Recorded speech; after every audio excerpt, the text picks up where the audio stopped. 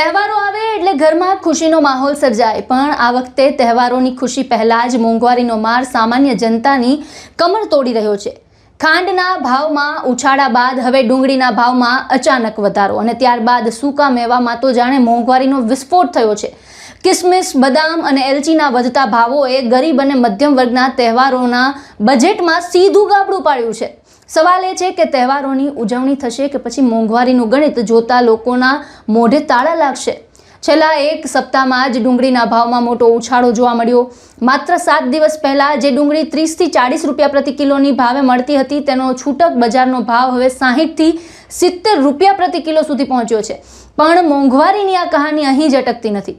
સૂકા મેવાના ભાવમાં તો જાણે જોરદાર વધારો થયો છે। સૌથી મોટો ફટકો કિસમિસના ભાવમાં જોવા મળ્યો।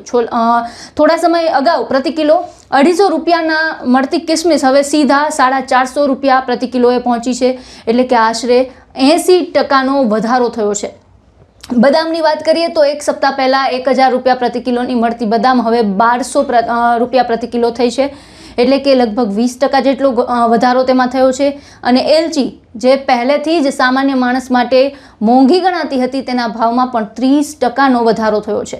3500 રૂપિયા પ્રતિ કિલોની એલચી હવે 4500 રૂપિયા પ્રતિ કિલોએ પહોંચી ગઈ છે, એટલે કે તહેવારોમાં જે વસ્તુઓનો ઉપયોગ પ્રસાદથી લઈને મીઠાઈ અને વિવિધ વાનગીઓમાં થાય છે એ જ વસ્તુઓ હવે ખિસ્સા પર ભારે પડી રહી છે। હાલ શ્રાવણ મહિનો ચાલી રહ્યો છે। મંદિરોમાં મહાદેવને ધરાવાતા ચૂરમાના લાડુ હોય કે ઘરમાં બનતી અન્ય પ્રસાદીની વાનગીઓ, કાચા માલમાં જે વધતો ભાવ છે તેની સીધી અસર તેના ખર્ચ ઉપર પડી રહી છે। આગામી રક્ષાબંધન અને ત્યારબાદ ગણેશોત્સવમાં પણ મીઠાઈ અને પ્રસાદના બજેટ પર મોંઘવારીનું દબાણ છે તે જોવા મળી શકે છે। દૂધ અને મીઠાઈના વેપારીઓના જણાવ્યા પ્રમાણે ખાંડના ભાવમાં આશરે 40%નો વધારો થયો છે। સાથે જ દૂધ, સૂકા મેવા અને અન્ય કાચા માલના ભાવમાં પણ વધારો થયો છે। મીઠાઈ અને ફરસાણ બનાવવામાં વપરાતા કોમર્શિયલ ગેસના ભાવમાં પણ વધારો થઈ ચૂક્યો છે। આ તમામ કારણોસર પેંડા, કાજુ કતરી સહિતની મીઠાઈઓના ભાવમાં 10% સુધીનો વધારો થવાની શક્યતા છે। કેટલાક વેપારીઓએ તો પ્રતિ કિલો 40 થી 50 રૂપિયાનો વધારો અત્યારથી જ શરૂ કરી દીધો છે। અને વાત માત્ર ડુંગળી, ખાંડ કે સૂકા મેવા પૂરતી નથી। લોટ, તેલ અને રોજિંદા જીવનની અન્ય આવશ્યક ચીજ વસ્તુઓના ભાવમાં પણ વધારો થઈ રહ્યો છે। તહેવારોનો સમય છે એટલે ખુશી વહેંચવાનો સમય ગણાય, પણ જો રસોડાથી લઈને પ્રસાદ અને મીઠાઈ સુધીના દરેક વસ્તુના ભાવ વધતા જાય તો સામાન્ય માણસ ખુશી વહેંચે કે પછી ખર્ચનો હિસાબ કરે? એક બાજુ તહેવારોની તૈયારીઓ ચાલી રહી છે તો બીજી બાજુ વધતી મોંઘવારી ઘરનું બજેટ છે તે ખોરવી રહી છે।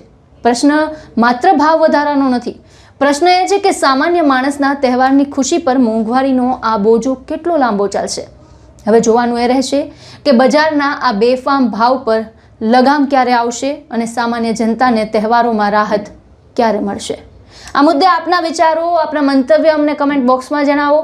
અને આપને મારો આ વિડીયો કેવો લાગ્યો, આપને પસંદ આવ્યો હોય તો તેને લાઇક અને શેર કરી અમારી ચેનલને સબસ્ક્રાઈબ કરવાનું ભૂલશો નહીં। નમસ્કાર।